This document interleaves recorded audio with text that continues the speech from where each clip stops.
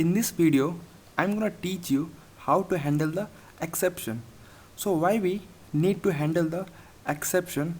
Because the purpose of handling the exception is to make the program robust. Robust means strong.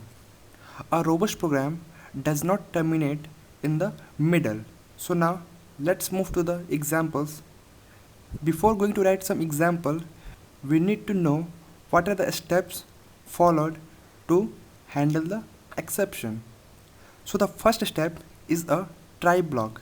Try block means when there may be a possibility of exception in the program, then programmer will put all the code in the try block.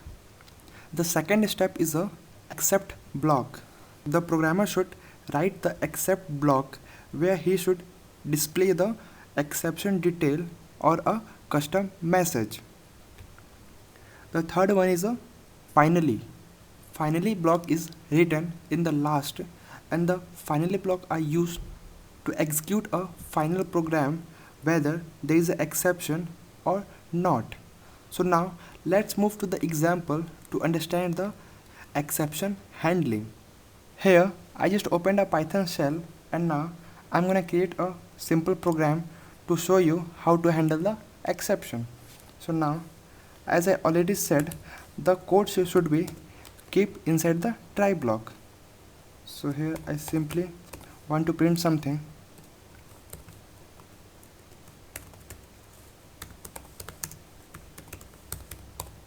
Write something, and after that, as I already said, the second step is a except.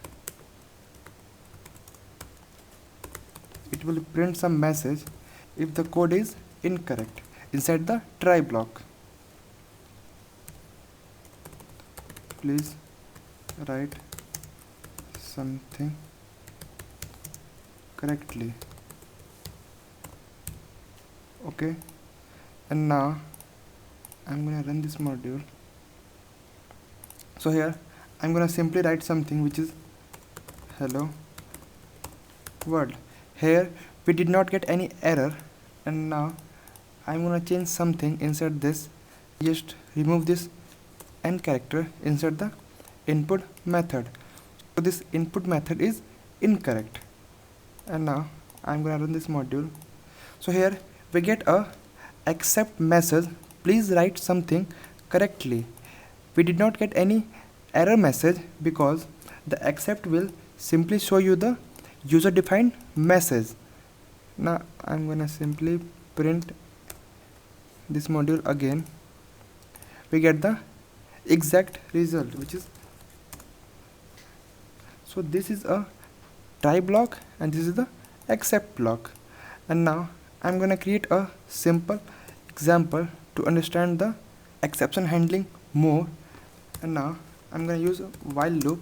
After that I'll put true, and inside the while loop we're gonna declare try block and the except block. So inside the try block it will take some input, which is input,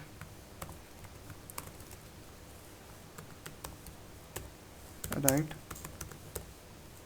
something. After that it will break the try block if the input is correct.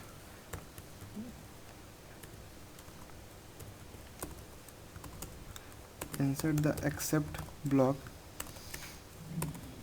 please write correctly. So now I'm gonna change this input in int typo. So here this variable only accept a integer value. And now I'm gonna run this module. Here you can say the program is executed correctly, and now I'm gonna write something 90, so it will accept a integer. And now we run this module again. Hello, here you can see please write correctly. This except block will show a message, please write correctly. After that if I have again some string, we get again a message, please write correctly. So until it will get a integer, then it will correct the process. So this is a absolute example to understand a try block and a except block. And now we are going to use a finally block inside this program. It will simply print a message which is over, which means that this final block will not depend on this except and this try block. Whenever we type a integer value, here we can see the finally block is executed. And now if I give some different value which is a string, so here you can see this is a accept message and this is a final message. So here we can see the final message will not depend on this accept and this try block. If your try block is right or wrong, this finally statement will print at the end.